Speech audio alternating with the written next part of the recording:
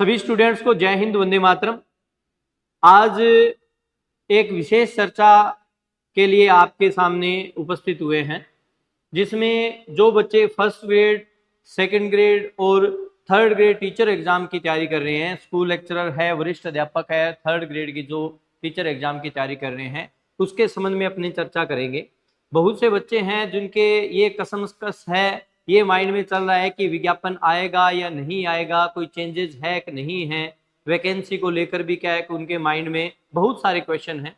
तो आपके इन सभी क्वेश्चन हैं, उनको कुछ मैं दूर करने की क्या है कि कोशिश करूंगा, उनके जवाब देने की कोशिश करूंगा। आपके डाउट्स है वो आपके ना रहे, ठीक है। जो भी आपके मन में जो प्रश्न है उनके जवाब देने की कोशिश करूंगा।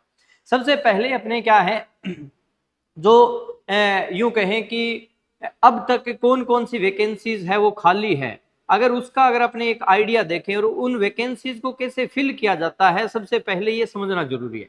जैसे अगर अपने बात करें कि कोई भी वैकेंसी, जैसे मैं चर्चा है वो नंबर वाइज करूंगा, पहले स्कूल लेक्चरर की चर्चा करूंगा, फिर सेकंड ग्रेड और फिर उसके बाद में रीट की चर्चा करेंगे। पीटीआई है उसके संबंध में भी मैं आपको बता दूंगा। अगर बात करें अपने स्कूल लेक्चरर की फर्स्ट ग्रेड की, तो अगर अपने क्या है कि खाली पोस्ट को अगर अपने देखते हैं तो उसमें क्या है कि यहाँ पे आप देखेंगे कि लगभग 12,618 पोस्ट है, वो क्या है कि आपकी खाली है 12,618। वहीं पे क्या है कि अपने वरिष्ठ अध्यापक की देखते हैं तो लगभग 25,000 से ज्यादा पोस्ट खाली है। और अध्यापक मतलब थर्ड ग्रेड की अगर अपने पोस्ट देखते हैं, थर्ड तृतीय श्रेणी अध्यापक की, तो लगभग 23,000 पोस्ट है वो खाली है।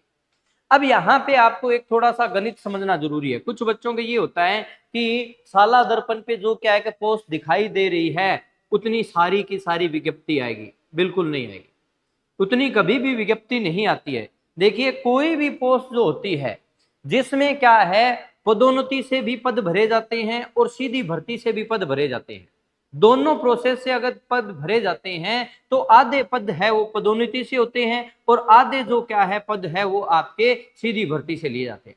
जैसे अगर मैं यहाँ पे बात करूं आपके व्याख्याता की, जिसमें क्या है कि लगभग 12,618 के करीब है वो क्या है यूं कहें कि पोस्ट है वो दिखा रखी है 12,618। स्कूल लेक्चरर है उसकी अगर मैं बात करूं तो 12,618 के करीब है वो वहां पे क्या है पोस्ट है वो शो हो रही है। परंतु यहाँ पे क्या है कि अभी तक डीपीसी नहीं हुई। डीपीसी का मतलब डिपार्टमेंटल प्रमोशन है वो क्या है कि टीचर्स के नहीं हुए हैं, सेकंड ग्रेड से स्कूल लेक्चरर में नहीं।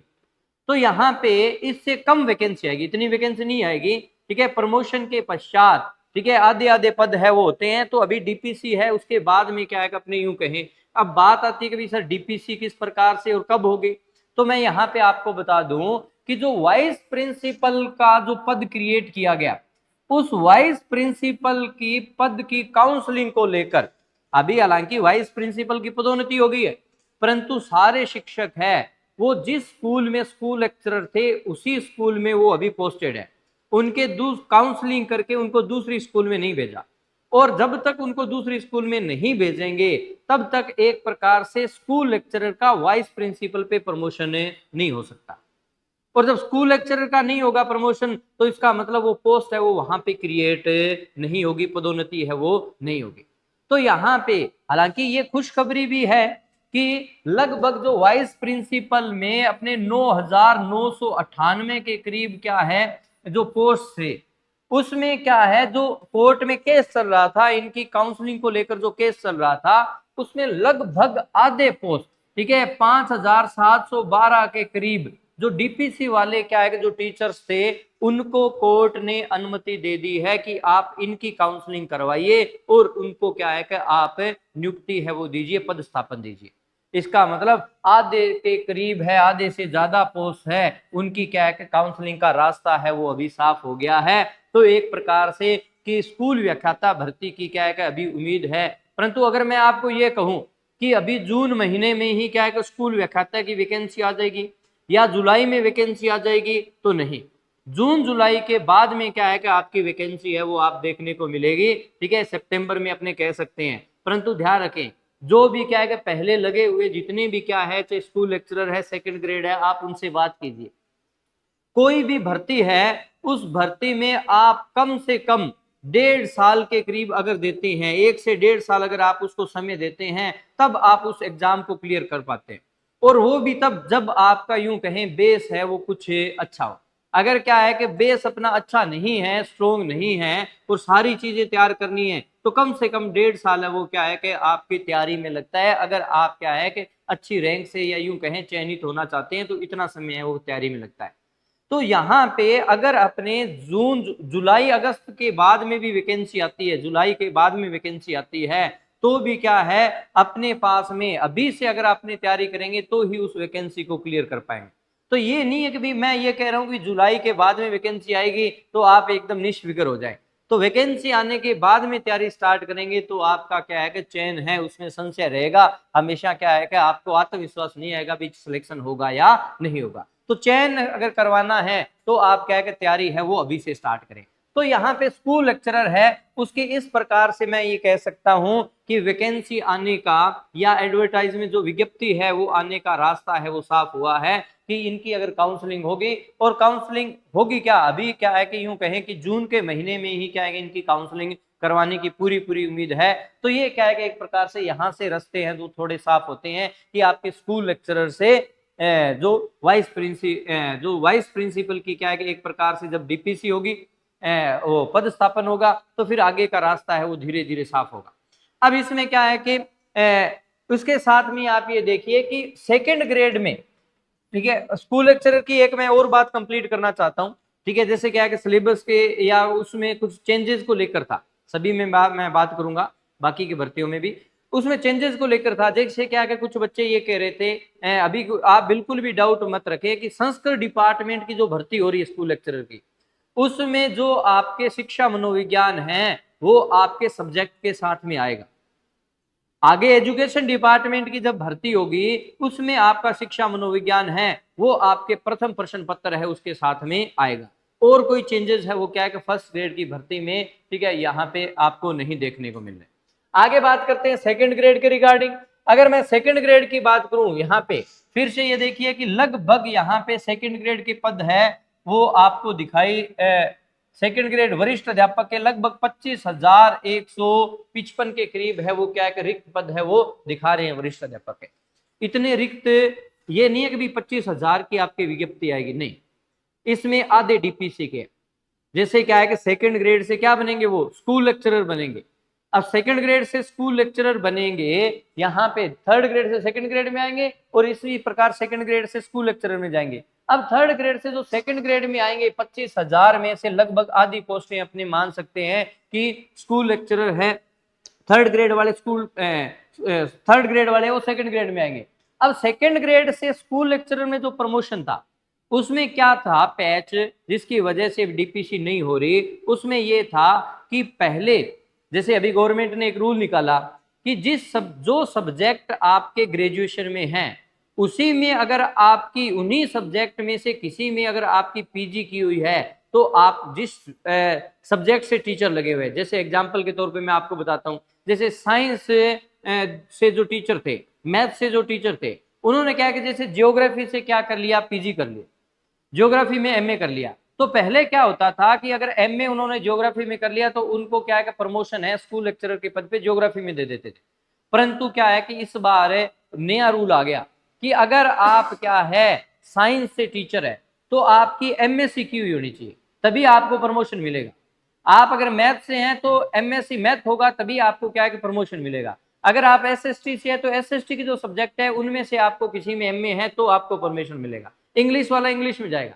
तो ये क्या है कि एक प्रकार से अभी रूल आया जिसके रिगार्डिंग क्या है कि एक प्रकार से यूं कहें कि चुनौती दी गई और गवर्नमेंट ने इस रूल में थोड़ा सा अमेंडमेंट ये किया है कि ये जो रूल आया है उससे पहले जिस किसी भी अध्यापक ने एमए कर रखी है वो आपकी क्या होगी, मतलब एमए या एमएससी कर रखी है दूसरे सब्जेक्ट में, तो वो क्या है कि डीपीसी के लिए एलिजिबल होगा। इसके बाद में अगर कोई करेगा तो वो एलिजिबल नहीं होगा। तो यहां से क्या है कि एक रास्ता साफ होता है कि वरिष्ठ अध्यापक से किस प्रकार से जो व्याख्याता के प्रमोशन होते हैं उनके लिए।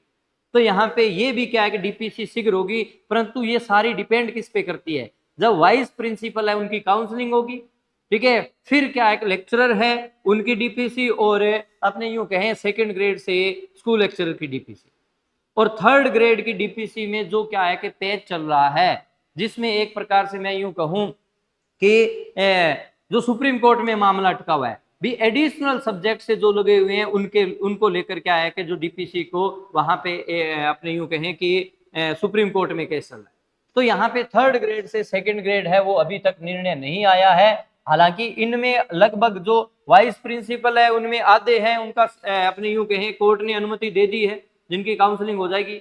सेकंड ग्रेड से स्कूल लेक्चरर है उसमें भी कोई दिक्कत नहीं है, एक प्रकार से जो गवर्नमेंट ने रूल चेंज कर दिया है तो इसकी भी। अब मैं आपको बताता हूं, अगर बहुत जल्दी वैकेंसी आ जाती है, जैसे क्या है कि बहुत से ये कह रहे हैं कि सेकंड ग्रेड की वैकेंसी आने वाली है, सेकंड ग्रेड की वैकेंसी आने वाली है, मैं आपको यहाँ पे बता दूं, अगर आपकी जून जुलाई में वैकेंसी आ जाती है तो बहुत ही कम पोस्ट है वो आपको देखने को मिलेगी।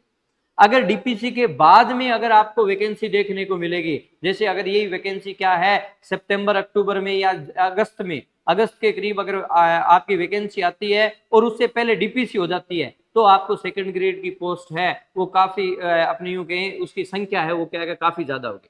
परंतु अगर क्या है कि जैसे ही आचार संहिता हटती है और जून में अगर वैकेंसी आती है बिना डीपीसी हुए, पहले डीपीसी नहीं होती उससे पहले अगर वैकेंसी आती है, तो नंबर ऑफ पोस्ट है वो क्या है कि वहां पे कम होगी।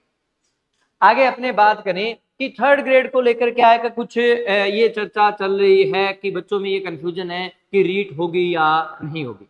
जैसे क्या है कि जो शिक्षा मंत्री जी है उनका एक स्टेटमेंट आया था कि जो थर्ड ग्रेड की भर्ती प्रक्रिया या शिक्षक भर्ती प्रक्रिया है उनको थोड़ा सा सरल करने के क्या है कि निर्देश दिए गए थे।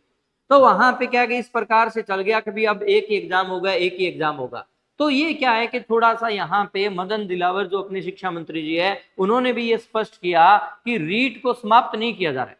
ये नहीं है कि भी आप ये समझ लो रीट को समाप्त किया जा रहा है। तो यहाँ पे दोबारा स्पष्टीकरण उन्होंने क्या है कि बाद में कहा कि रीट बंद करने का निर्णय नहीं है, एकल परीक्षा के जरिए है वो अध्यापक भर्ती संभव, मतलब एक प्रकार से प्रोसेस है उसको सिंप्लीफाई करने के लिए कह रहे थे, न कि ये है कि भी रीट को रद्द करने या रीट को क्या है कैंसिल करने के लिए रीट है। तो अभी तक ऐसा कोई भी अपने यूं कहें ऑफिशियल स्टेटमेंट नहीं आया जिससे अपने को ये पता चले कि रीट भर्ती है या रीट परीक्षा है वो नहीं होगी, सीधा क्या है कि एक ही भर्ती परीक्षा है वो करवाई जाएगी।